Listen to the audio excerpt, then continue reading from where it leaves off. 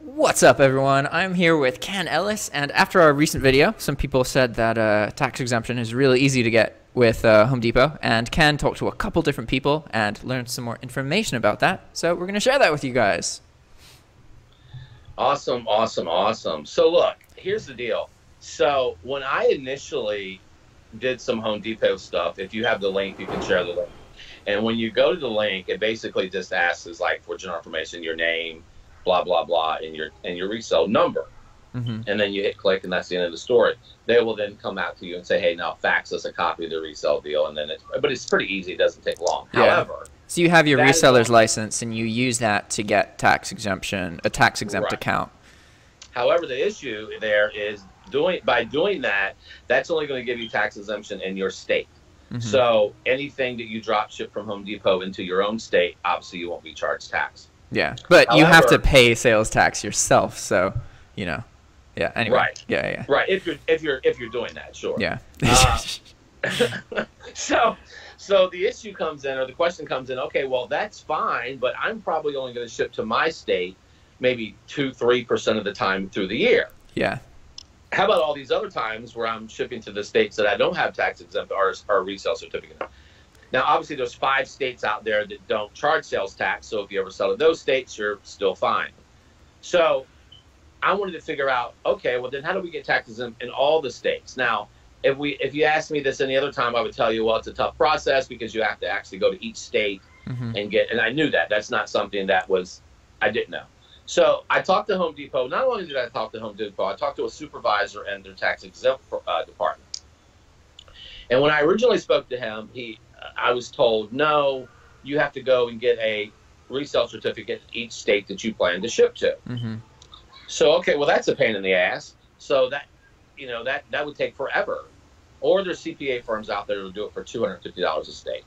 So I dug more into it. Then he says to me, no, well, you can go out and get something called a multi-jurisdiction resale certificate, where you just list all the states, and then you put the exemption with the 5 states that don't charge sales tax, and then you would pay sales tax in any of the states. Well, that sounds awesome. That's better than sliced bread. So, all right, let me figure it out. So I go to digging it. So then I talked to a CPA that is a specialist in e-commerce businesses, and he said, well, that's not going to work either, because every state that you list on that one certificate, you're going to have to put a license or certificate number for each one of those states, or it's not going to work. He said you could try to push it through, leave the box blank or something. But that's what you do on Walmart. You literally just paste an empty document and put no nexus, and then right. And they're probably going to come back and say, no, where are the deals with this? So it's not going to work. So our whole reasoning for having this conversation, and here's the deal: the whole reason is for any of us trying to get tax exempt with any retailer is not so we're trying to save on tax, is so we can be competitive in price. Yeah. Because if I'm being charged, X% tax depending on the state, then obviously I have to put that somewhere, because I'm not going to eat it, because then it's going to go into my profit and I'll disappear. So that's the only reason we're trying to do it anyway. It's not. So if you go to this model, if you were not using a retail arbitrage as a drop shipping method, and you were using a wholesaler, there's tons and tons and tons of legitimate wholesalers out there that you can get product from that will drop ship. You won't pay sales tax anyway, because their warehouse typically is in one state. Yeah. They don't have warehouses in every state. They don't have nexuses in every state. So they have a warehouse in one state. You get all the product from them that they have, and you might use several different wholesalers to get different niche products or whatever, but you wouldn't pay taxes. So it always had baffled me that why don't people just go and use a wholesaler? Because they'll drop ship. And the pricing is going to be the same, maybe a little less. So why just not use drop shippers? Wholesalers. So I guess it's a lot easier to just go to a Walmart.com or a restaurant or Webron, whatever it's called, .com. All these different people that are familiar with drop shipping, but they're going to charge you retail prices, and you jack the prices up a little bit and make a profit. Yeah. But if you use the idea if you use a wholesaler is that you're not paying retail prices, you're paying wholesale price, and then you can jack your price up just to a retail price and still make that profit. But it's not going to happen with a retailer. Well, it'll happen with Walmart, I guess, because they have a different process where you don't have to provide a resale certificate for every state. but that's only for Walmart. I don't know of any other retailer that does that. And Walmart and Home Depot is wanting to do this because obviously they're receiving millions and millions of dollars in sales every year from dropshippers that they would not receive if the dropshippers didn't exist. What are you doing? What do you got the blender on? No. One second. Okay, I was muting this microphone, but you are in this microphone. The recording is in this microphone. The dumpster truck is right outside. Oh, it's the dumpster truck. Okay, yeah. Trash day is always a good day. Yeah, trash day is a very sporadic, casual thing here. Maybe it's Tuesday. Maybe it's Wednesday. Maybe it's 8 a.m. Maybe it's 4 p.m. Ours is like Wednesday at 4 a.m. Consistently. But so that's basically the deal there. So here's what it comes down. If you're a dropshipper utilizing Home Depot, and now if you are watching this video and you know some other trick or something that we haven't come up or don't know, then please leave the comment down there and obviously subscribe to the channel as well, so you can get more videos like this. But at the same time, if you know a trick that I don't know or haven't given information on, please say something or reach out to Jack and tell him something, because I spend a lot of time trying to figure this out, because when I don't know something, I'm on figuring out mode. So that's what I came up with. So go to each state, get a resale certificate, or take your or be charged taxes and have to put it into your price of your item. Mm-hmm. Which I don't know if we want to have that conversation about people out there that are like negative 5% margin that obviously have some David Copperfield trick. Yeah, because that's what stemmed this whole situation, was looking at an item that was selling on eBay that had sold many, many, many times, and like looking at the source, and it's like $10 more than the source, and it's $100 item. Like, where is the profit coming from? Right, and even if we add the gift card and the cash back, hello, the numbers are not equal. Are you doing, what kind of math are you doing? Mm-hmm. Must be some other kind of math, because it's not working. It doesn't make any sense. Mathematical is, I don't care where you are, it's math. And so Ken and I, before starting this conversation, have been talking for like an hour trying to figure out, we're not going to share everything, but there is some way that you can make money off of the cash flow. Have not figured that system out yet. That's not the cash back or the gift cards. Yeah, maybe that is included as part of it, but that can't be all of it unless you're factoring in some use of cryptocurrency or some coupon system. I don't know. And I'm just going to say anything that's me, but maybe you're banging the CEO. Yeah. I mean, I don't get it. But it's something, right, that we're not even aware of, obviously. Yeah. But it, like you said, would include those other additional ways. But there's one little missing piece, or maybe it's 2 or 3. Who knows? Yeah, yeah. There's something going on that we don't know about. Maybe we just got someone boosting all the items. I don't know. But there's obviously something, and in that case, the profit would be like 100%, right? He was boosting all the items. Yeah. and shipping them directly himself. So that's a missing piece that we don't have the answer to, and maybe we'll get the answer soon. I'm still determined to get the answer somehow, some way. I think that there's multiple ways. It's the kind of information that you don't come into until you've been doing things for a while, And then you're still like, you're doing what? Yeah, yeah. Wow. So one of the things we were theorizing is that, or at least I was theorizing. I don't know about Ken, but some companies have price matching programs. So you can get, say that you want to buy something on Home Depot and Walmart sells the same product. Home Depot has a program where they will price match minus 10%. So they won't just meet the price of the competitor. They will give you the item for 10% less than the competitor selling the item for. So what would be good to figure out is this retroactive? Like, really what we need to do is place an order using this system and see what happens. Like, how does Home Depot handle that refund? Is it something that, like, because if it's possible for you to place an order And then after the order is placed, be like, hey, this item is available over here. You guys have price matching. And then they give you a partial refund. That kind of opens up some opportunities there, especially if you are a very persistent person. Because sometimes just because a rep isn't supposed to do something because you're a reseller, you can just keep talking to new reps, and eventually one of them will. And if this situation gets you like, you know, 10, 15% off of an entire purchase price of an item, that could be quite incentivizing, you know? But it's all theoretical. And then my only debate with Jack about that was that you would have to, and when you're talking about 10,000 items, now it'd be different if you had a store and you only sold a few items a day and you only had a couple hundred items in your store, then we can, but to have that, the amount of items or sales that this particular person is, our store is having on a daily basis, that just seems like an awful, because you would have to go out and figure out 10,000 items that are being sold by a competitor at a lesser price, and then come back to Home Depot and order it at a 10% discount. Well, you wouldn't, I don't think that it wouldn't develop that way. You would have, because the way it usually works is people establish the sales and they're happening. Like, okay, let me backtrack a second. I'm being not articulate. I use Amazon and Walmart to source my items. All of my items are sourced, or sorry, the listings are created from Walmart. I don't ever check Amazon to see if it's available. But when an item sells, that's when I check. And so in that scenario, you're selling these items regardless. So maybe you don't do this on all of your items. But if this is something that you can do on even like 1 in every 3 or 4 sales, and you get 20% off of an item that costs $100 or $200,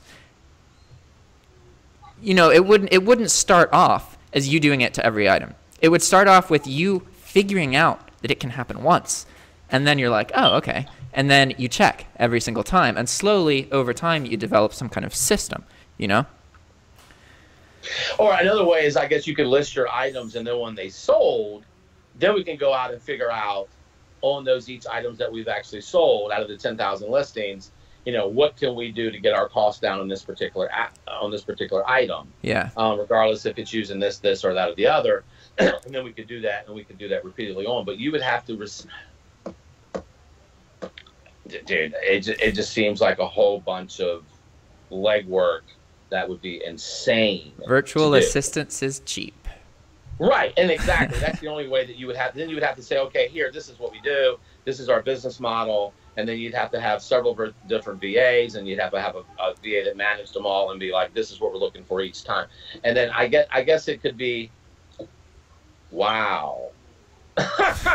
Because it's just, but I don't, and to be honest with you, I don't think that that's the method that this particular store is using. Mm-hmm. I just think there's something that's like as easy as me dropping this pen that we just don't know. I mean, anytime you don't know something, it's perceived as really much harder. Like, really mind-boggling. But then when you figure it out, it's like, oh, okay, no, that makes a lot of sense. Yeah. Now I see how they're making that type of profit on the margins that would appear to the naked eye as they were negative 5% margin.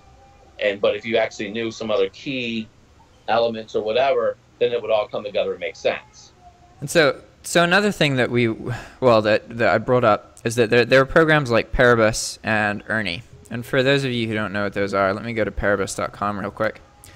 So these websites exist on, all right, a lot of sellers, like places like Walmart, Amazon, they have a policy that's intended for residential customers. Say that you purchase an item for $50, and the next day it goes on sale for $40. If you message the customer service department and you show the order number of your sale, then when that, okay, I purchased this for $50, it's now $40, they will actually give you a partial refund to your original payment method just off of that information alone. So these companies like Paribus and Ernie, what they do is they automate that system. So they scan your email account, and anytime you get an order confirmation, they look at the price in the order confirmation, and then they look to see if that is still how much the order costs. And if it's not, they automatically send an email with all of the information that's necessary to have that refund happen. So you don't have to do anything, and the money just gets refunded to you because the payment mechanism is already like, it's just whatever the order was paid for. Then they do a partial refund to that payment, like if you use PayPal or a credit card or whatever. So the thing here is we can think that it's a lot of work to do something like that, but it's possible that say that there is some kind of retroactive price matching thing. If there is a way to just simply automate that, it wouldn't be anywhere near as much work as we think. Because then you're just like, you get these partial refunds, and while maybe it's like, if you can do it, if there is something that you can do, like you're abusing some price match policy or something, and all you have to do is just automate an email system, we could be really, really underestimating the amount of kind of time that would take, or overestimating the amount of time that would take to do on a very large scale. Do you get what I'm saying? Oh, sure, exactly. I mean, whatever the, whatever the method is, that this particular store is using, obviously is working for them. And a lot of time or a little bit of time or whatever kind of time, obviously they're doing it and it's working for them. So it's more of a thing. It's more of this. This is what it really comes down to. If I'm looking at someone's business model, okay, and it looks like a viable business model somehow, some way that they're making, multiple six-figure income by doing it, then I'm going to have some interest in it. Yeah. Okay. So I'm going to be like, okay, so this is cool. I mean, this guy's girl, whoever, is off the chart in sales. So and then if I look at other people that have the same kind of source as an example, and they're nowhere near the amount of sales as this other store, then I'm going to be like, huh? Yeah. Because obviously the other person wants to have those kind of sales, but they're not doing it because they haven't figured it out yet. So, yeah, great business model, but I just need some additional information that I don't have. Because if I'm going to do, Home Depot as an example, and I'm like, okay, all right, so I need to add these eBay fees and PayPal fees, and I need to add this this profit margin. Well, what the hell? My profit margin, my price, like example in that example the other night was like $211. So my price all day long is going to be $260. Yeah, to cover your fees. Right, and to have some profit. So how in the world am I at $260 and they're at $211 and they're profiting? If I do numbers, them at $211, they're negative. Even if I had cash back, gift cards, the whole nine that are typical that people use, I'm going to be like, am I retarded? Or is my calculator broke? Or, I mean, what exactly is my calculator's broke. Let me do it on paper then. I mean, the numbers are the same. So I'm going to be like, okay, what am I missing? So then what is my next step? Reach out to that particular person, which they're going to be like, fuck yourself. Here, I'm going to share my secrets with you. Right. So, what else is it? There was a guy years ago on eBay that I could not figure out. He was in the pro wrestling mobile stuff. So he would sell like belts and at the time there was really only one manufacturer that did this, and I forgot the name of the company right now, that did these products. And I even called the source and was like, dude, and they're a wholesaler. And I'm like, dude, what is this dude doing? I'm like, I'm confused because I want to do the same thing. But he's not, and this was probably about 15 years ago. I'm thinking, and maybe even longer, but I'm thinking, and they were just like, oh no, we know who you're talking about, and he's just, getting the same price that you would get. I'm like, what? I'm like, oh, so he runs a charity.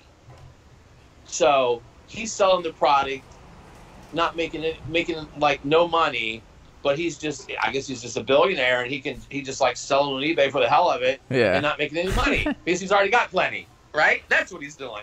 So, I think another scenario is that imagine that you have say that you sell a course, and your course sells for $3,000-4,000. At this point, your store's sales aren't so much a thing that you might want for profit. They can be a tool to get people to listen to what you're saying, right?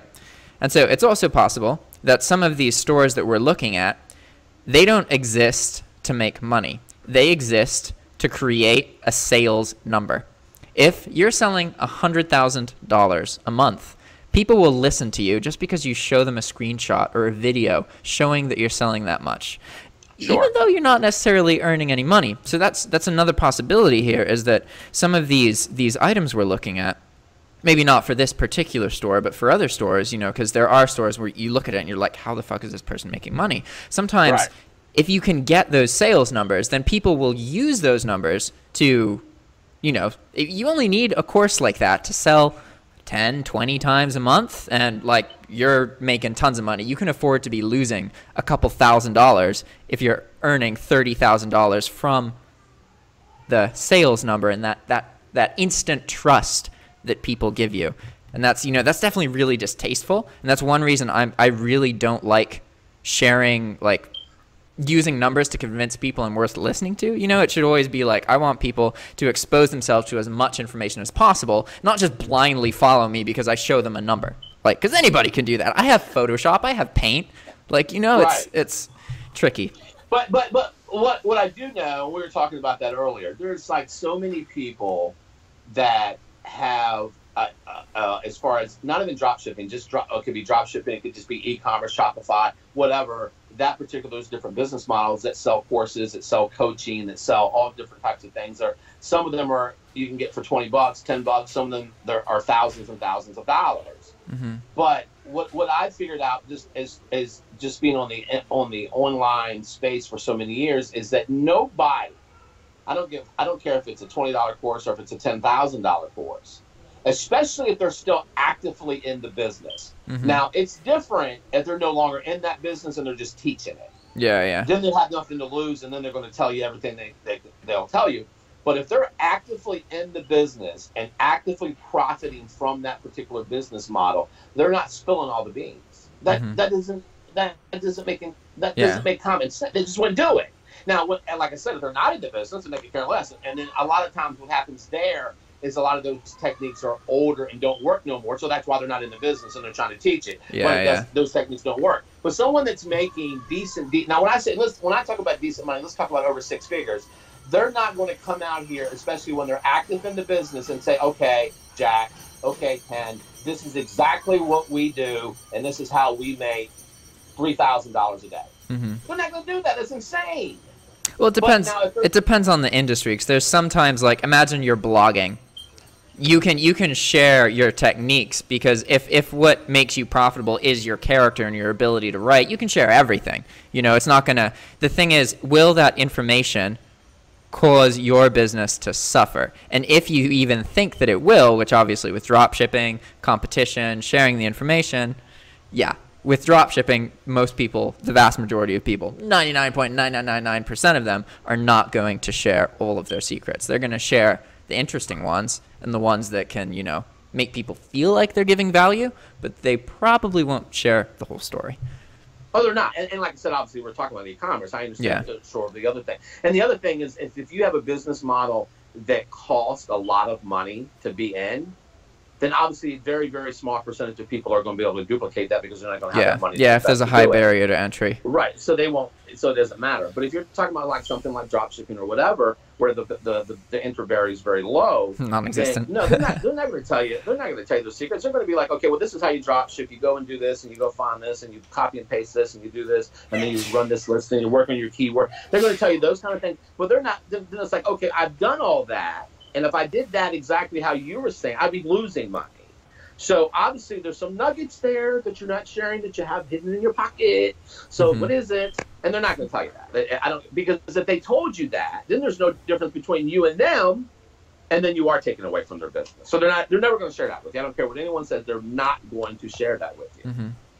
Unless they're gonna benefit somehow. Because for me, like, one reason I share so much information is because my prime interest is YouTube and the sharing of information because of the effect it has on my life. So for a lot of people, it's not in their best interest to share the operation of their business. Whereas for me, it is in my best interest because of what I want out of life. But you have to understand what motivates a person and what their interests are to understand if they're sharing everything. Because if they are motivated by money, and obviously that's the vast majority of people who do e-commerce, Right. then they're not going Right. to share everything, because then they're going to earn less money, right? Right, and that's a good point. I mean, most people are in it for money. We're not doing this for volunteer work. So I mean, most people are in it to make as much money as they possibly can make. And so if they find something on the way, you know, so maybe here's another interesting thing. Maybe at first they're making a little bit of money, but then they find this nugget, or they find something that's epiphany that comes to them that just quadruples their business. Yeah, yeah. They're not going to share that with you. They're not going to say, hey, they're not going to be like, I can't wait to make a video about this. Let me show you how I went from 5 sales a day to 120. And I've been doing this consistently for the last 9 months. I just have to tell you what it is. And I wanted to wait to make sure it was a good one.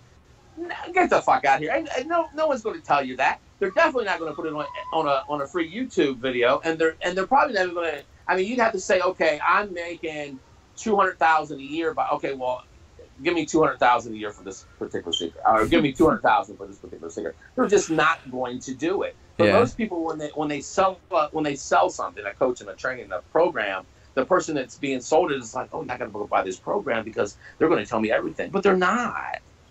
You're gonna learn more than you knew before you bought the program, sure, yeah. But when you come to that wall and you've done this and you've done that, you've done this, I've done everything you told me to do, Mr. G. But there's still some secret sauce. I need the secret sauce now. I put everything else together, but what's the secret sauce? And a lot of people, what happens is they drop out of it because they just think, oh, it's just not for me. Yeah. Yeah, and people also like to peg others as scammers, and as a way to kind of justify, oh no, it's not that I wasn't able to do it. It's not that I didn't put in the work to make it succeed. It's because the person was scamming me. So obviously, you know, it's easier to let yourself go away from an opportunity if you convince yourself it was never a real opportunity. Right. Well, that's anything. That's like someone says, okay, my New Year's resolution is to lose 200 pounds or whatever. And then they say, I'm going to join the gym January 2nd. Yeah. And then, like, I don't know, September, you're like, hey, so how's the gym? And it doesn't look like the gym's working. But anyway, so what's going on? And so they will immediately give an excuse, because if they don't give an excuse, then the only other option they have to say is, well, I'm just a fucking loser. Yeah. So they have to justify. Man, I don't follow through with the things I say I'm going to do. Right. You have to justify it to make yourself feel better, because if you didn't justify it, then you would be like, so you'd be like, oh, I can't go, you know, I have this new job, or my hours are different and the gym's closed. It's like we're joining a 24-hour one. Cognitive dissonance. My kid's this, or whatever. And it's everything that it's either excuses or solutions. And most people operate off of excuses and not solutions.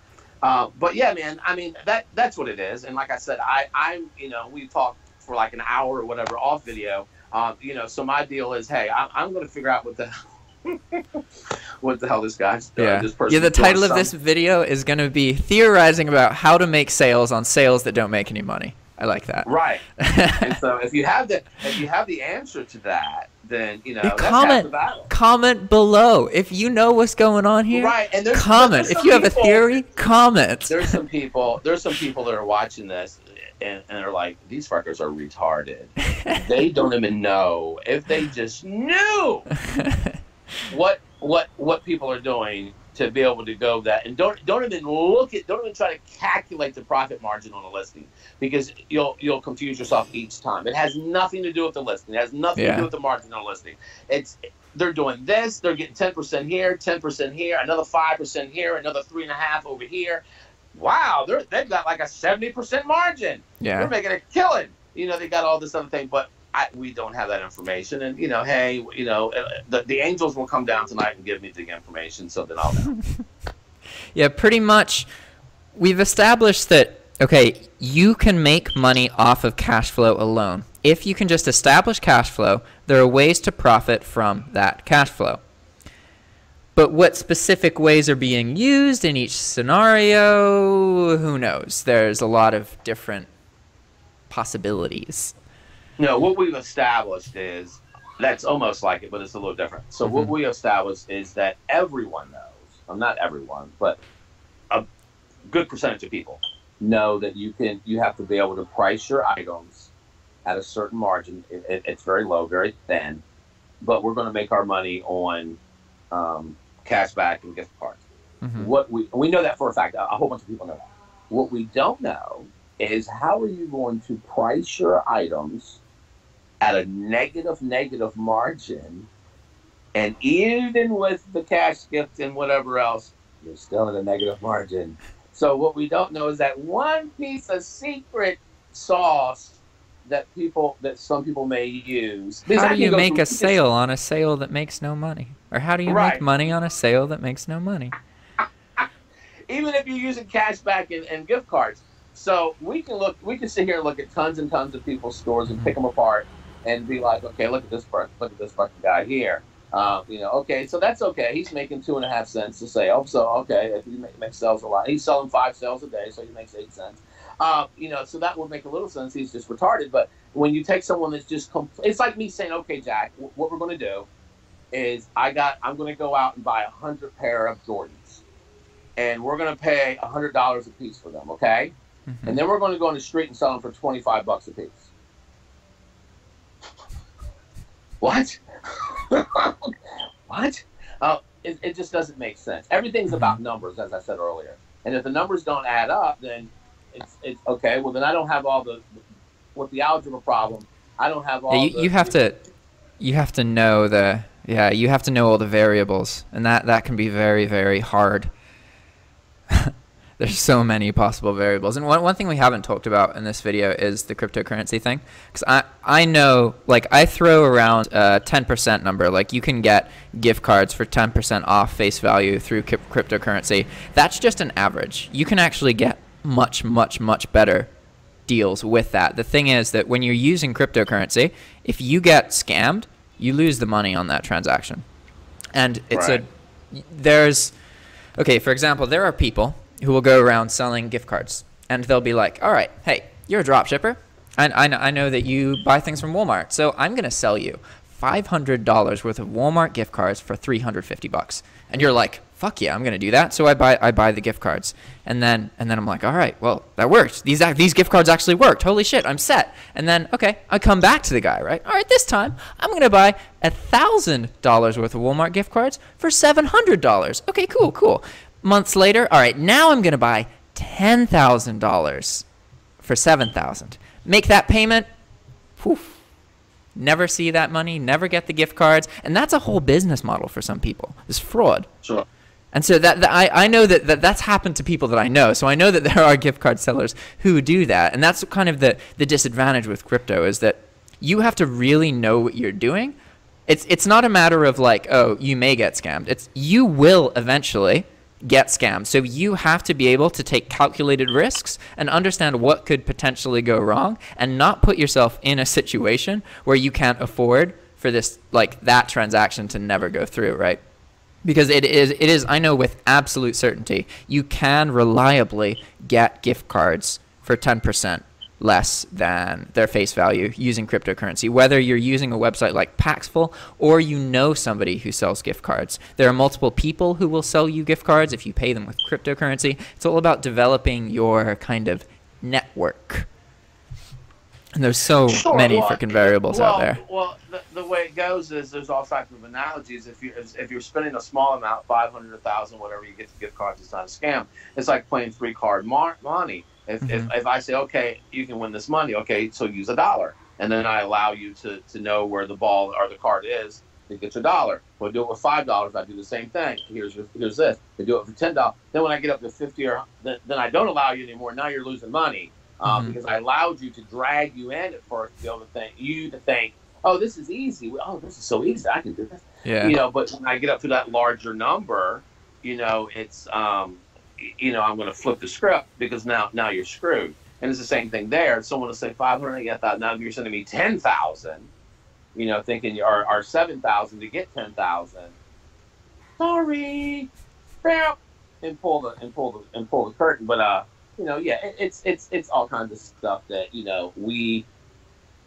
On this thing that we know a lot of this stuff, we just don't know the missing pieces. And like I said, I think I have a technique to find out what it is. Mm-hmm.